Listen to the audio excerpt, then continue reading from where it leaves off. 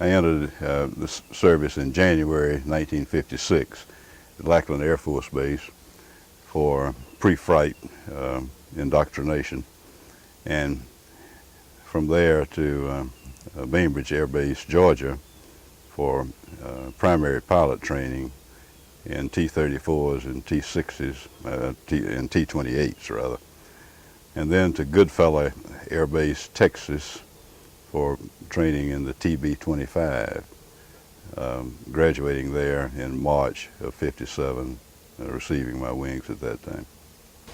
And you went from there to C-124? Went from there to C-124s at Donaldson Air Force Base, South Carolina, and was there for a little over 5 years until 1962, with lots of temporary duty assignments. Yeah, Donaldson and the C-124 missions took you all over the world, did they not? Absolutely. I got there just as the DEW-line missions, the distant early warning support missions for the sites in primarily in northern Canada, those missions were just about over. But I got in on the original downrange missions, which were in support of the missile tracking stations from Patrick Air Base all the way down to South Africa, really. We had a lot of missions out of Brazil from Recife to Ascension Island during that time. And then later on, I was involved in 4 operations deep freeze, flying out of Christchurch, New Zealand to McMurdo Sound, Antarctica, and thence to the South Pole. And also during that time, we were on temporary duty to Rhein-Main Air Base in Germany. And I suppose that the most significant operation that we participated in there was the evacuation of refugees from the old Congo, taking them all from old Leopoldville all back to Belgium, and then the Belgians dealt with the dispersion of the refugees from that point on. But yes, we were just literally all over the world during that period of time. You also went to Vietnam. Yes. Tell me about those days. Well, Vietnam came a little later. After Donaldson Air Force Base in 1962, I went to an Air Force ROTC assignment at Kent State University. It was up there for 4 years. And then in 1966, I returned to the C-124 duty assignment, this time to Tachikawa Air Base, Japan. And we were there for a 3-year period through '69, which included the Big Tet Offensive of 1968. And we spent most of our time down south in Vietnam. The primary mission of the C-124 outfit out of Tachikawa was outsize airlift. That was that we hauled everything that would not fit into the intra-theater airplanes, the C-130s and 123s, everything that was outsized, like tanks, communications vans, fire trucks, helicopters, things of that nature. So I suppose in Vietnam that I probably made landings on about every serviceable air base there, including Cam Duck. Happened to be in there 3 days before Lieutenant Colonel Joe Jackson went up there to rescue the combat control team that was stranded up there, and he was a Medal of Honor recipient for that. But we had hauled something in there just several days before that was vital to their operation. I believe it was a big communications van, which obviously was captured by the enemy just a few days later. But we had some rather interesting experiences. We took a lot of hits, sometimes from airplanes, but mostly on the ground. We were considered by the troops stationed in Vietnam as mortar magnets. So we were a big silver airplane, and they didn't like for us to be on the ground too long at any given place because it just attracted mortars from the enemy. And So we you were had not popular with those you were flying in down. we were in and out as quickly as we could possibly do that.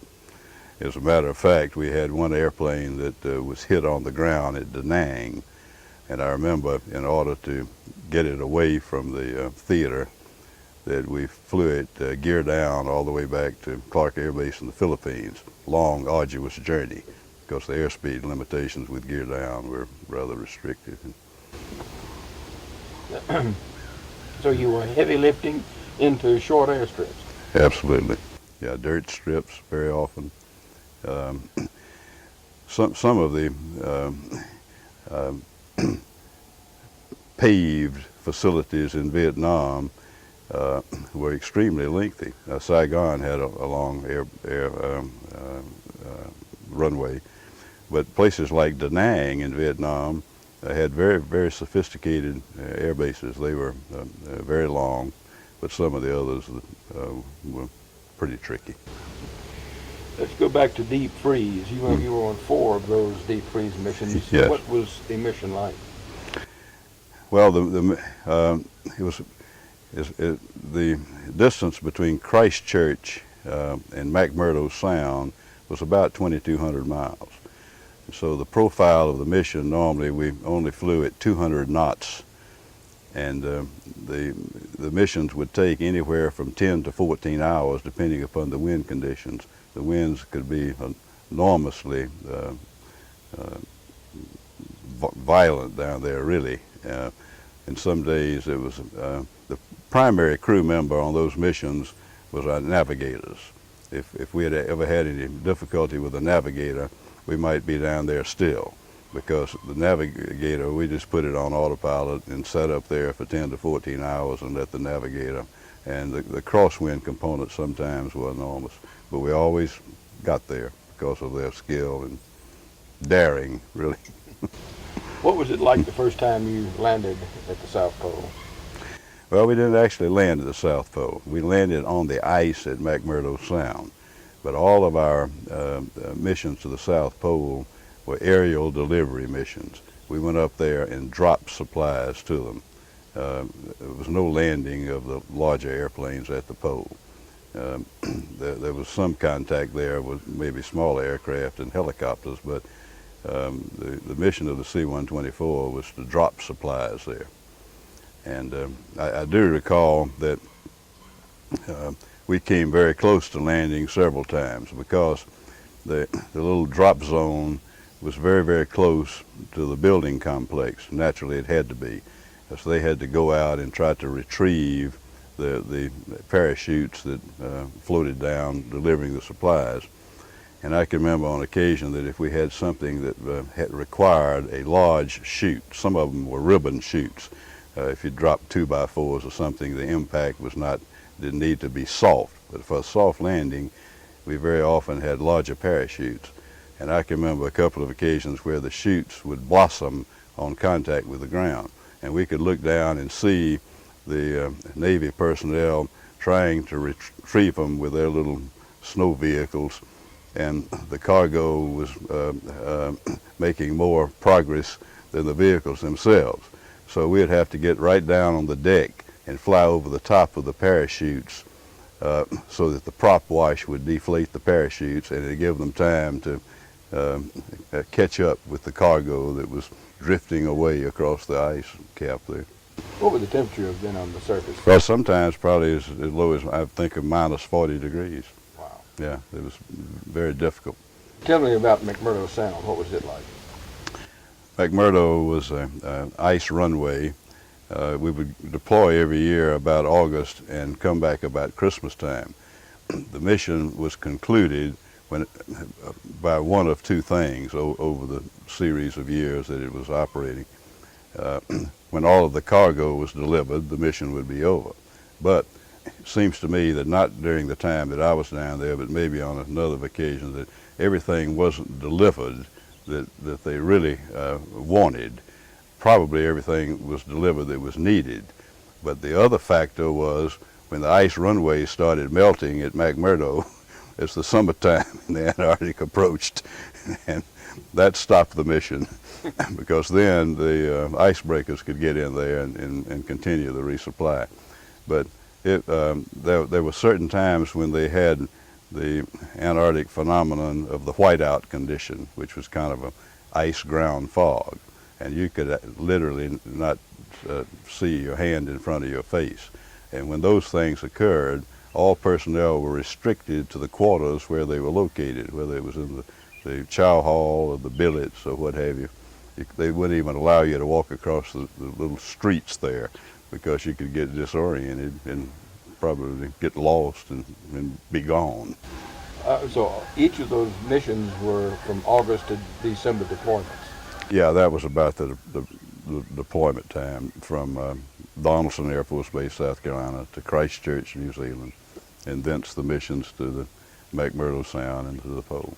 But we also had additional missions to some other American installations at a place called Marie Birdland, which was in the coastal area of Antarctica, rather than on the polar plateau, which is up around 10,000 feet.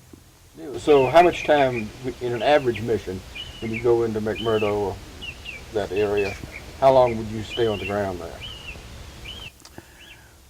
Well, we would stay sometimes up to 2 weeks at McMurdo. They, I think some of probably the best food, because in temperatures that cold, people have pretty good appetites, but some of the best food I've ever encountered was served down at McMurdo Sound. The Navy did not spare anything for the comfort of people who were isolated down there. Had good facilities. Some of the best personnel the Navy could provide were always deployed on deep freeze. Very often, as I recall, most of the people who served in the Antarctic were volunteers for the mission, and the Navy had plenty of those. Must have been pretty boring duty. Well, there were things to do like play card games, but because of the card game activity, dollar bills, particularly in that sub-zero weather, would tend to get crisp and crumble. And so the Navy supplied silver dollars, courtesy of some of the casinos in Las Vegas, so that the men could use those in their card games. And I personally acquired a pretty good silver dollar collection because I would put some in my Antarctic flight suit with multiple pockets, and sometimes weigh about 300 pounds after the culmination of a card game down there.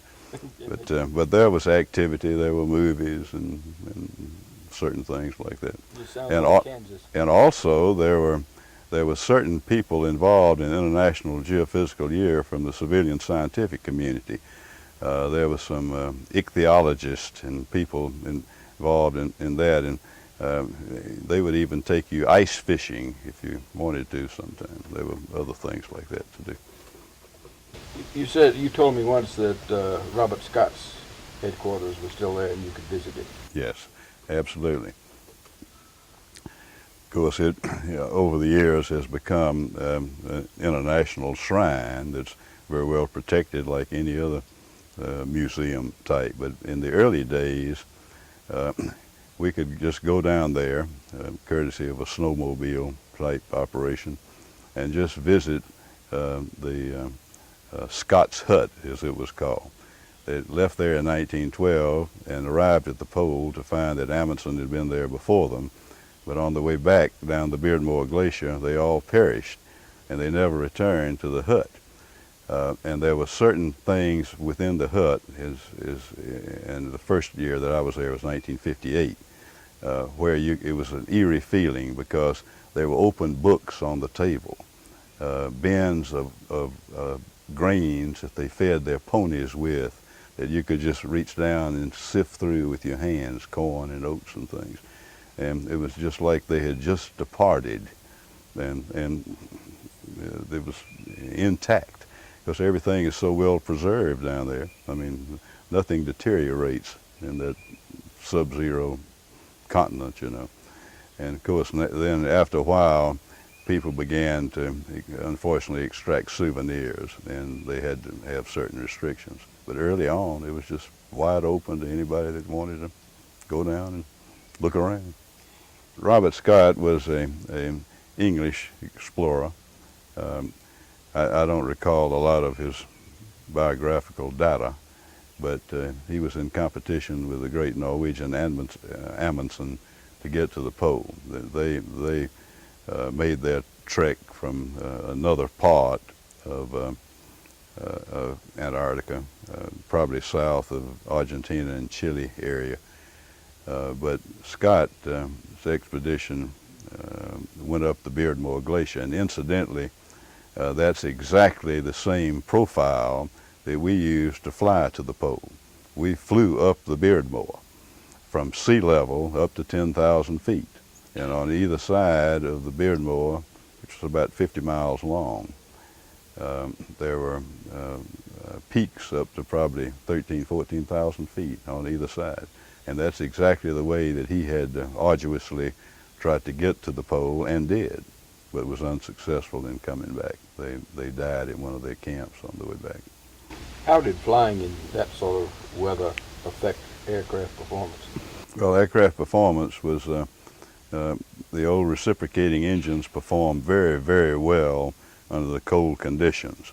And you would reach max torque very often on takeoff roll before you'd reach maximum manifold pressure, and you'd have to pull off the throttles a little bit to keep from really extending the engine beyond its capabilities. But cold weather operation was fantastic for using the same airplane in places like Vietnam. The hot conditions sometimes could give you some difficulties, but cold conditions, it was a wonderful, wonderful airplane. And you could get tremendous performance out of those big reciprocating engines. How did the deep freeze missions evolve over the years, over the 4 times you were there? How did they change? Well, and this is just recalling things from 50 years ago, but they began, I believe, in 1956.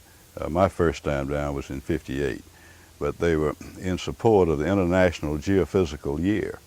And at the time, many countries, the United States, of course, being prominent, were to go down and participate in the activity. And I think there was some feeling at the beginning that that would be the end of it, that the scientific experiments would be conducted, people would establish bases. But it became apparent after 56 that many nations were not going to be inclined to depart, including the Russians. And so we are there to this day. So are the French, as an example. The French have a base at the magnetic pole. The United States has one at the geographical pole. And Argentina has posts, Chile, other countries. So there's still some occupation of the Antarctic continent even today, when it originally was intended that maybe the scientific expeditions would occur and then people would vacate. Moving on to your later activity with Air University, how did that evolve? Interestingly enough, when I was at Donaldson Air Force Base, it was considered by a lot of Air Force people as kind of a homesteading site. There were many people who had tours there well in excess of the time that I spent there, which was 5 years. And I came through the Air Force ROTC program at the University of Georgia. I was rather interested in maybe going back someday. So it was by application for ROTC at the time. And I applied for ROTC and asked for the University of Georgia, the University of Georgia, and the University of Georgia. You got 3 choices. And so I was called one day from someone in Air Force personnel, and they said, "Have you ever heard of Kent State University?" And I thought over the phone that he said Penn State University. And I thought, well, everybody's heard of Penn State University. And I said, of course I've heard of it. But I really, at the time, probably had not heard of Kent State University. It had not become prominent. This was before it became a real news source with the activity that occurred there with the National Guard episode. But it was Kent State, and I went there. But I remember telling some of my cohorts at Donaldson Air Force Base that I was leaving to go to ROTC. And they said, "Leaving? You just got here." I mean, I'd been there 5 years, but many others had been there much longer than that. But I was fortunate in my career that I had 28 years, and almost about half of it was military airlift command, and the other half was in Air University. I had 2 ROTC assignments, one later on, the culmination of my career back at the University of Georgia. So I finally did get back to Georgia. You left before the Kent State dust-up, did you not? Yes, shortly before. I left there in '66, and I believe that may have been in '68, but I left there before that. Kent, and incidentally, the people who kind of planned that operation up there, I believe even predicted how many casualties there might be if there was some provocation, and they chose a site like Kent State University rather than some of the more radical campuses out in California, because it wouldn't have made as much of an impact there. But Kent State had 2 very, very solid ROTC programs, both Air Force and Army, and produced some of the finest young officers in the country from the Midwest there. And I believe today they still are very, very active programs. It was just there was very little spontaneity in the riot. I believe it was kind of pre-planned by some of the radical elements. Thinking back over your career, what would you cite as the 3 greatest high points? Well, I think the experience of flying to the South Pole was a very rewarding mission, and some of the things we did in Vietnam were also fairly significant. We very often would take some ground fire from enemy troops on approaches and departures from various bases.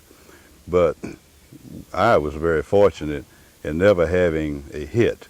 Had some hits on the ground, but not in the air, because the enemy were used to shooting at smaller airplanes, and they would invariably undershoot us. We'd very often see airbursts below us, but nothing that ever came up to where we were. It was kind of an interesting phenomenon.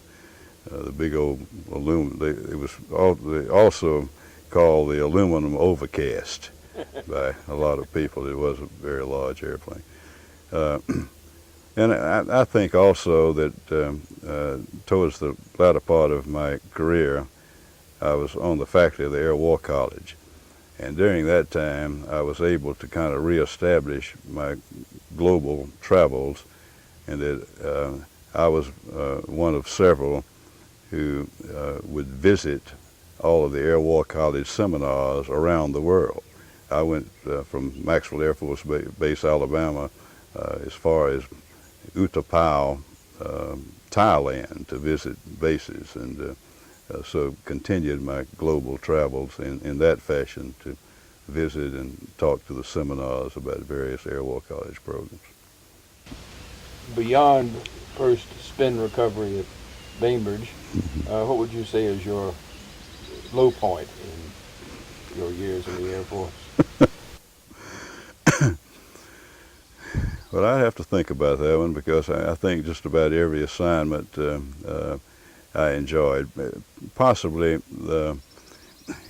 when you have a long military career, very often when you leave a place, you like to go on to something new and different, a different challenge. Possibly the only time that I ever returned to an assignment was after I was at the Air War College. I returned to Military Airlift Command headquarters at Scott Air Force Base, Illinois, and I had had a previous tour there. And I thought that that was going to be the end of a command headquarters assignment. I went back and stayed a couple of other years, um, and basically in the same type of administrative job that I'd had previously up there. And I enjoy the activity of being out and flying and or participating in the education of some young officers through the ROTC programs, a little more so than the headquarters assignment. Uh, People who are assigned to the Pentagon, I think, have that same type of mentality. You probably enjoy an assignment there, but you don't particularly want to go back multiple times. So that may have been a low point. Someone has asked me what the how you could categorize or explain a successful flying career. I said, well, that's very simple. That if you complete it with the same number of takeoffs as landings, then landings as takeoffs, then you've had a successful flying career. And I was very fortunate in being able to have that. There were a few scary moments of losing engines and things and being shot at that were not too pleasant, but I really enjoyed every aspect of it from beginning to end. Pilot training was a lot of fun because I was able to associate with my friends, such as my interviewer. During those days, we'd get together in various and sundry places, and pilot training was rewarding, although my instructor during primary once told me that his grandmother could make a better pattern of some type than I could. And I remember telling him, well, your grandmother must have been a Earhart. And I said, I suffered severely from that for a few weeks before that settled down. But there were many, many rewards. And the culmination of it was for me to be able to return home and finish my career right back in my hometown and my home school. And to wind up that way was very rewarding to me, too.